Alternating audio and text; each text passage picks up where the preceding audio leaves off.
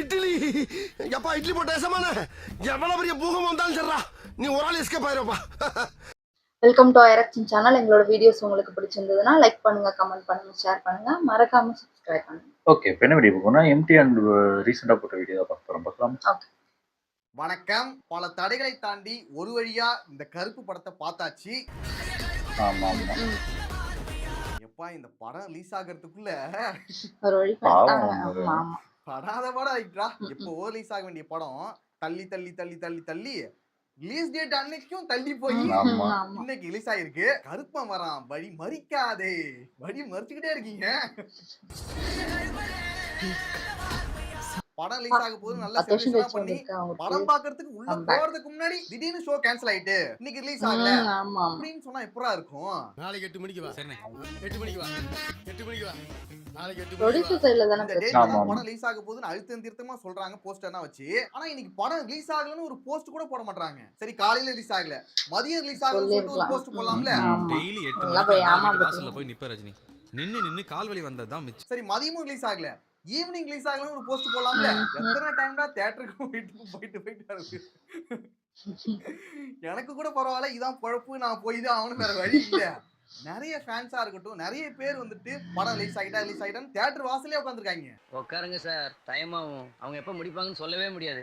நான் 2 நாளா இங்க தான் சார் இருக்கேன். இதுக்கப்புறம் படம் ரிலீஸ் ஆகலைன்னா அட்லீஸ்ட் ஒரு 1/2 hour முன்னாடி இல்ல 1 hourக்கு முன்னாடியாவது ஒரு போஸ்டாச்சும் போடுங்க.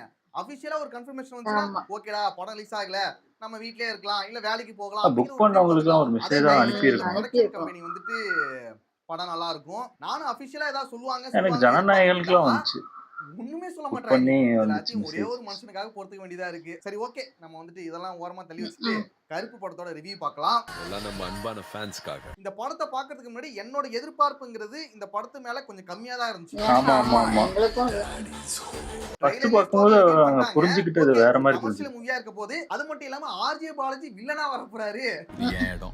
நல்லா மறைச்சிருக்காரு அந்த ட்ரைலர்ல. ஒரு மைண்ட் செட்ல தான் போனேன். ஆனா நான் நினைச்ச மாதிரியே இருந்துச்சா இல்ல உண்மையாவே படம் சூப்பரா இருந்துச்சா அப்படிங்கறத பார்க்கலாம். இதெல்லாம் சப்ப மேட்டர் சார். இந்த படத்தோட ஸ்டோரி என்னன்னா, கோர்ட்ல நடக்கிற அநியாயங்களை தட்டி கேட்க கருப்பசாமி ரூபத்தில் சூர்யா வருகிறார்.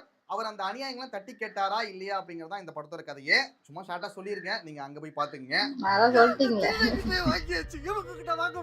First the one. சூர்யா அவர்களை பொறுத்த வரைக்கும் அவர் வர எல்லா சீனுமே தெறிக்க விட்டுன்னு சொல்லலாம். வந்துட்டேன்டா, இனிமே செம்ம அடி அடிக்க போறேன். இந்த படத்துக்கு அவரோட ரோலுக்கு என்ன தேவையோ அவர் வந்து பர்ஃபெக்ட்டா நீட்டாவே பண்ணிருக்காரு. முக்கியமா சூர்யா ஃபேன்ஸ்க்கு ஒரு செம்ம ட்ரீட்னே சொல்லலாம். ஏன்னா அவர் வர எல்லா சீனுமே சும்மா நெருப்பா இருக்கு, தியேட்டரே கொளுத்திட்டாங்க. முக்கியமா எனக்கு ரொம்ப பிடிச்ச சீன்னா அதுல அவரோட பெர்ஃபார்மன்ஸ் வந்து வெறித்தனமா இருக்கும். எல்லாம் நம்ம அன்பான ஃபேன்ஸ்க்காக. அடுத்து ஆர்ஜே பாலாஜி. ஆர்ஜே பாலாஜி பொறுத்த வரைக்கும் நல்லாவே நடிச்சிருக்காரு. ஆனா அவர் என்னதான் நல்லா நடிச்சிருந்தாலும் அவரோட ரோலை கடைசி வரைக்கும் அவரால் ஜஸ்டிஃபை பண்ணவே முடியல. நீ யாரை வச்சு இனிமே இந்த கேஸ் நடத்துற நான் பாக்குறேன். அடுத்து த்ரிஷா வந்துட்டு ஒரு டம்மி ரோல தான் நடிச்சிருக்காங்க. எனக்கு என்ன தோணுச்சுன்னா, த்ரிஷா இடத்துல ஆர்ஜே பாலாஜியும், ஆர்ஜே பாலாஜி இடத்துல த்ரிஷாவும் நடிச்சிருந்தா இன்னும் நல்லா இருந்திருக்கும். செத்து போ. அப்பதான் அவங்க சொன்ன சம்பவம் லோடிங் கரெக்டா இருந்திருக்கும். அடுத்து எனக்கு ரொம்ப பிடிச்ச கேரக்டர்னா அது இந்திரன் தான். அவரோட நடிப்பும், அவருக்கு பொண்ணா ஒருத்தங்க வருவாங்க, அவங்களோட நடிப்பு நல்லா இருந்துச்சு. ஒரு நல்ல லாயரை பார்த்தா உடனே முடிச்சிடலாம். இவங்க ரொம்ப ரியலா இருந்தாங்க. மத்த எல்லாமே ஃபேண்டசியா இருந்தா கூட இவங்க மட்டும்தான் ரியாலிட்டில இருந்தாங்க. அதனால இவங்களோட கேரக்டர் மட்டும் நல்லாவே கனெக்ட் ஆயிடுச்சு. மத்தபடி எல்லாருமே அவங்களுக்கு கொடுக்கப்பட்ட ரோலில் நன்றாகவே நடிச்சாங்க. பினோ ஃபேஸ் ட்ரான்ஸ்ஃபர் பண்ணிட்டியாமா? அடுத்து இந்த படத்துல இருக்க பாசிட்டிவ் எல்லாத்தையும் பார்த்துடலாம். ஃபர்ஸ்ட் பாசிட்டிவ் என்னன்னா, இந்த படத்தோட டைட்டில் கார்டு ஆரம்பிச்சு கிளைமேக்ஸ் வரைக்குமே நிறைய மாஸ் சீன்ஸ் இருக்கும். அது எல்லாமே நல்லாவே ஒர்க் அவுட் ஆனிச்சு. இந்த பக்கா தியேட்டர் மெட்டீரியல்னு சொல்லுவாங்கல்ல, ஒரு ஒர்த்தான படம்னா அது இதான்டா. இது ரொம்ப ஓவரா கூறமோ இல்ல இல்ல, அது ஓடில பார்த்தா மாறாதா தெரியல. ஆர்ஜே பாலாஜி நீங்க ஓடிடில பார்த்தா கூட இந்த ஒரு ஃபீல் வராது. தியேட்டர்ல பார்த்தா மட்டும் தான் அந்த ஒரு கூஸ் பம்ப்ஸ் இருக்கும். வந்துட்டேன்டா, இனிமே செம்ம அடி அடிக்க போறேன்.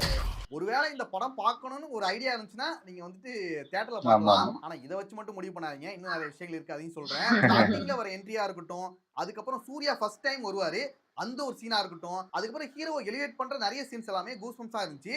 இது எல்லாமே நல்லாவே ஒர்க் அவுட் ஆனிச்சு. என் பேரு சரவணன், எனக்கு இன்னொரு பேர் அடுத்து சாய் அபியங்களோட மியூசிக் தான். இதனா நான் பாசிட்டிவ் சொல்லுவேன்னு சொப்பனத்திலையும் கண்டதிலே சாரி. எல்லாம் தெய்வத்தின் அனுகிரகம். இல்ல உண்மையாவே நல்லா தான் இருந்துச்சு. அந்த விஷுவலுக்கு ஏத்த மாதிரி அந்த ஹீரோட மாஸ் என்ட்ரிக்கு ஏத்த மாதிரி மியூசிக்குமே நல்லா இருந்துச்சு. செமையா போட்டிருக்கு. நான் கூட இந்த சாங்னா ஃபர்ஸ்ட் கேட்கும்போது என்னடா ஏதோ ஆமாமா நல்லா நாய்ஸ் பொல்யூஷனா இருக்கு, இதெல்லாம் ஒரு சாங்காடா அப்படிங்கிற மாதிரி நினைச்சேன். ஆனா அதுக்கப்புறம் கேட்க கேட்க உண்மையாவே நல்லா இருந்துச்சு. ஆனா ஒரே ஒரு விஷயம் என்னன்னா லிரிக் மட்டும் இப்போ வரைக்கும் எனக்கு புரியல. அதுக்கு வாய்ப்பு இல்ல. நமக்கு வைப் தான் வேணும். ஒரு சாங் அடிக்கடி கேட்டுக்கிட்டே இருந்தனா அந்த லிரிக் வந்து நமக்கு மனப்பாடம் ஆயிடும். புரியுது. அந்த லிரிக் சொல்லு.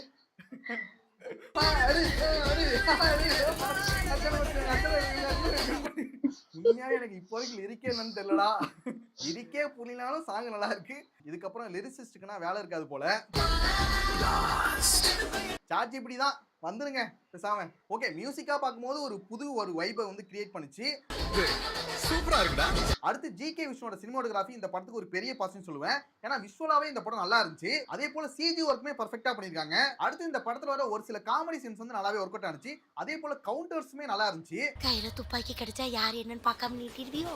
ஒரு சில ரெஃபரன்ஸ் டயலாக்லாம் வரும். அதெல்லாம் தியேட்டர்ல பிளாஸ்டா இருந்துச்சு. ஆனா இந்த படத்துல அது பாசிட்டிவாவும் இருக்கும், ஒரு பக்கம் பார்க்கும்போது நெகட்டிவாவும் இருக்கும். சீன்ஸா பார்க்கும்போது எனக்கு நிறைய சீன்ஸ் வந்து இந்த படத்துல பிடிச்சது. ஃபர்ஸ்ட் வர என்ட்ரி சீனா இருக்கட்டும், அதுக்கப்புறம் அப்பா பொண்ணுக்கு இடையில இருக்கிற எமோஷனல் சீனா இருக்கட்டும், அப்புறம் சூர்யாவோட என்ட்ரியா இருக்கட்டும், அதுக்கப்புறம் இன்டர்வல் சீன் ஒன்று வரும். அதுனா ஒரு பீக்கு கொண்டு போயிட்டாங்கன்னு சொல்லலாம். இன்டர்வலுக்கு அப்புறம் கோர்ட்ல ஒரு சீன் வரும். அது ஆர்ஜே பாலாஜிக்காவே எழுதப்பட்ட ஒரு சீனா இருக்கும். அந்த சாங் அப்புறம் கிளைமேக்ஸ்ல ஒரு சீன் இருக்கும். அதுவுமே நல்லாவே ஒர்க் அவுட் ஆனிச்சு. ஹவா ஒரு வையா பாஸ்ட் எல்லாத்தையும் மூச்சு திணற சொல்லிட்டேன்னு நினைக்கிறேன். இதுக்கப்புறம் நெகட்டிவ்குள்ள போகலாம். நெகட்டிவ்னு சொல்ல போனா இன்டர்வல் வரைக்குமே ஏதோ நல்லாவே கொண்டு போயிட்டாங்க. இன்டர்வலுக்கு அப்புறம் செகண்ட் ஹாஃப்ல தான் நிறைய நெகட்டிவ்ஸ் தான் இருக்கு. நெகட்டிவ் சொல்லும் போதே ஒரு சில ஸ்பாய்லர்ஸும் இருக்கும், அதையும் பாத்துங்க. இது வந்துட்டு ஒரு முழுக்க ஒரு ஃபேண்டசி மூவி. ஆனா இந்த படத்துல ரியாலிட்டியும் இருக்கும். இவங்கள பாதி பேர் லாயரே கிடையாது. இந்த படத்தை வந்துட்டு ஒரு ரியாலிட்டிக்குள்ளேயும் வச்சு பார்க்க முடியல, ஃபேண்டசிக்குள்ளேயும் வச்சு பார்க்க முடியல. அதனால கடைசி வரைக்குமே நம்ம ஒரு கன்ஃபியூஷன்ல இருப்போம். அப்படியே எத்தனை நாள் இருக்க போற? ஒரு நாள் இந்த இடம் மாறாமையா போகும். இதனாலே இந்த படத்துக்கு கூட நம்மளால கனெக்ட் ஆகவே முடியல. ஃபர்ஸ்ட் ஹாஃப்ல வர கோர்ட் சீன் எல்லாமே அது ஒரு கோர்ட் மாதிரியே நமக்கு ஃபீல் ஆகாது. கோர்ட்டுங்கறாங்க, இஷ்டத்துக்கு பண்றாங்க. அது ரியாலிட்டியா இல்ல ஃபேண்டசியாடா? இல்ல இப்படி ஒரு கோர்ட் இருக்கிற மாதிரி நாமளாவே நினைச்சுக்கணுமா?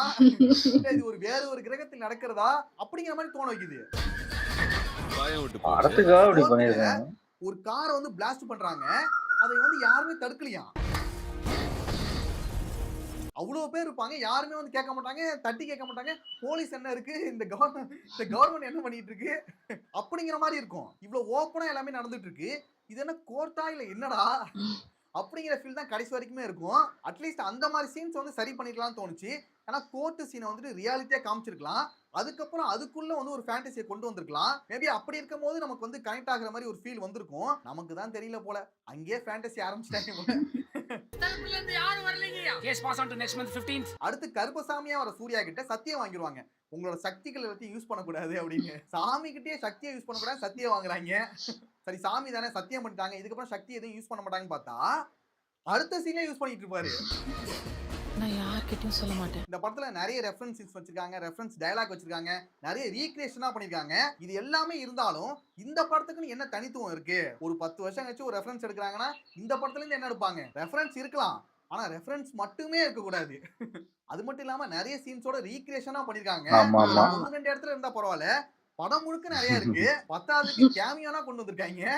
கேமியோனா அதர் ஸ்டேட்ல இருக்கிற பெரிய பெரிய ஆக்டர்ஸ் தான் கிடையாது, சூர்யாவே கேமியோவா வராரு. பாரியா குடுமிய அவரு படத்துக்கு அவரே கேமியோவா வராரு. இந்த மாதிரி நேரத்துல மனுஷனுக்கு மனுஷன் ஹெல்ப் பண்ணி தானே கடவுள் நம்மளை படைச்சிருக்காரு. ரெஃபரன்ஸ் வைக்கலாம், ரீக்ரியேஷன் பண்ணலாம், கேமியோ வரலாம். ஆனா இது மட்டுமே இருக்க கூடாதுல. வேணும்னா ஃபேன்ஸுக்கு ரொம்ப பிடிக்கலாம், ஆனா புதுசா ஏதாவது எதிர்பார்த்து வருவாங்களே அவங்களுக்கு ஒண்ணும் இருக்காது. வந்துட்டு வெள்ளக்கார சாமி அது கூட பாவம் கேட்கலாம். இந்த கோட்டு படத்துல எவ்வளவு ரெஃபரன்ஸ் இருக்கும், அதே போல இந்த குட் பை அக்லி படத்துலயும் நிறைய ரெஃபரன்ஸ் இருக்கும். அந்த வரிசையில் கருப்பு படத்துலயும் அவ்வளவு ரெஃபரன்ஸ் இருக்கு. இப்படி வேணா சொல்லிக்கலாம், அவங்களும் பண்றாங்களே அப்ப நாங்களும் பண்ணக்கூடாதா? மத்தபடி எனக்கு பிடிக்கும், நான் வந்து தியேட்டர் ரொம்ப செலிப்ரேட் பண்ணுவேன் அப்படின்னு நினைச்சீங்கன்னா கண்டிப்பா இந்த படம் வந்துட்டு நல்லாவே இருக்கும். இது கருப்புடா, கருப்புன்னு சாமி. அப்புறம் இன்னொரு நெகட்டிவ் என்னன்னா, ஆர்ஜே பாலாஜி அந்த படத்தோட ஹீரோ மாதிரியே ஒரு ஃபீல் வருது. ஏன்னா சூர்யாவை விட ஆர்ஜே பாலாஜி தான் அதிகமான சீன்ஸ்ல வருவாரு. நான் கூட ஸ்டார்டிங்ல ஆர்ஜே பாலாஜி நடிப்பில் வெளியாயிருக்கும் கருப்பு படத்தோட ரிவ்யூ பார்க்கலாம் தான் சொல்ல நினைச்சேன். சரி வேணா எதுக்கு சொல்லிக்கிட்டுன்னு விட்டுட்டேன். ஹீரோ வர சீன் எல்லாமே மாசா இருக்கு, நல்லா இருக்கு. அது தியேட்டர்ல பார்க்கும்போது வெறித்தனமா இருக்கு. ஆனா அவருக்கான ஸ்பேஸ் வந்து அதிகமா கொடுக்கல அப்படிங்கிற ஒரு ஃபீல் தான் வருது. இந்த அரையன் 305 கடவுள்னு ஒரு படம் இருக்குல்ல, அந்த படத்துல வர பிரகாஷ் ராஜ் மாதிரி தான் சூர்யா இருப்பாரு. சந்தான ரோல்ல ஆர்ஜே பாலாஜி இருப்பாரு. அப்ப ஆர்ஜே பாலாஜியோட படத்துல சூர்யா வந்துட்டு போறாரு அப்படிங்கிற ஒரு ஃபீல் தான் இருக்கும். என்ன பண்ண போற நீ இனிமே?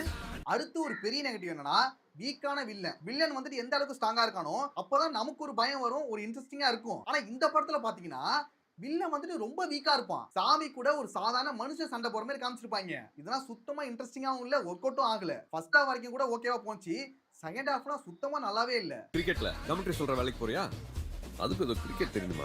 ஓகே, ஒரு சில நெகட்டிவ் இருந்தாலுமே இந்த படம் வந்துட்டு ரொம்ப மொக்கையான, ரொம்ப மோசமான, பார்க்கவே முடியாத ஒரு படம் தான் சொல்ல முடியாது. கண்டிப்பா நீங்க தியேட்டர்ல பார்க்கக்கூடிய ஒரு நல்ல படம் தான். ஆனா ஓடிடில எந்த அளவுக்கு ஒர்க் அவுட் ஆகும் தெரியல. தியேட்டர்ல பார்க்கும்போது கண்டிப்பா ஒர்க் அவுட் ஆகும். ஏன்னா இந்த படத்தை வந்துட்டு பக்கா கமர்ஷியல் தியேட்டர் மெட்டீரியல் தான் எடுத்திருக்காங்க. ஸோ அதனால தியேட்டர்ல பார்த்தாதான் இந்த படம் வந்து கொஞ்சம் ஒர்த்தா இருக்கும். அதே சமயம் புதுசா வேணும், நல்ல ஸ்டோரி இருக்கணும், வந்து பயங்கரமா வந்து எதிர்பார்ப்பாங்களே அவங்களுக்கு இந்த படம் வந்துட்டு ஒரு ஆவரேஜான படமா கூட இருக்கலாம். ஆனா கிளைமேக்ஸ்ல ஒரே ஒரு போர்ஷன் வரும், அந்த ஒரு சீன்னால படம் ஓகேடா, ரொம்ப எதிர்பார்க்க முடியலனாலும் கிளைமேக்ஸ் வந்து நல்லா இருக்குடா அப்படி நம்ம சொல்லிட்டு வந்துடலாம். ஆனா அங்கேயும் ஒரு ட்விஸ்ட் வச்சிருக்காங்க. எண்ட் கிரெடிட்ஸ்னு சொல்லி ஒரு சீன் வரும். ஆக்சுவலா அந்த சீனே இல்லாம இருக்கலாம். நாங்க வந்து ஒரு கூஸ்பம்ஸான ஒரு சீனை பாத்துறேன்டா, இதோட படம் முடிஞ்சது, ஒரு வெறித்தனமா வெளில போனோம் அப்படின்னு இருந்துக்கலாம். ஆனா எண்ட் கிரெடிட்ஸ் ஒன்று வச்சு அதை டோட்டல் ஆஃப் பண்ணிட்டாங்க. இப்படியாக கருப்பு படம் ஓரளவு நல்லபடியாவே முடிஞ்சுது. உண்மையாவே நல்லா வந்திருக்க வேண்டிய படம். செகண்ட் ஹாஃப்ல பண்ண சில விஷயங்கள்னால இந்த படம் வந்துட்டு ஒரு ஆவரேஜான ஒரு படமா இருக்கு. ஆனா தியேட்டர்ல பார்க்கும்போது உங்களுக்கு வந்துட்டு ஒரு நல்ல ஒரு எக்ஸ்பீரியன்ஸ் இருக்கும்னு நினைக்கிறேன். அதுவும் ஃபேமிலியா போய் பார்க்கக்கூடிய ஒரு படம் தான் இது. கரசாமியை தான் கைவிட்டுட்டீங்க, கருப்பசாமி விட்டுறாதீங்க. எல்லாம் நம்ம அன்பான ஃபேன்ஸ்க்காக.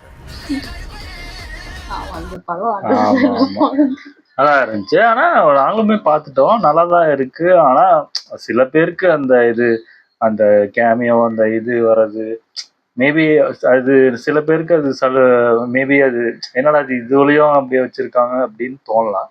எனக்கெல்லாம் ஒன்றும் அப்படிலாம் தோணல, நல்லாதான் இருந்த மாதிரி இருந்துச்சு. செகண்ட் ஹாஃபும் ஜாலியா தான் இருந்த மாதிரி இருந்துச்சு.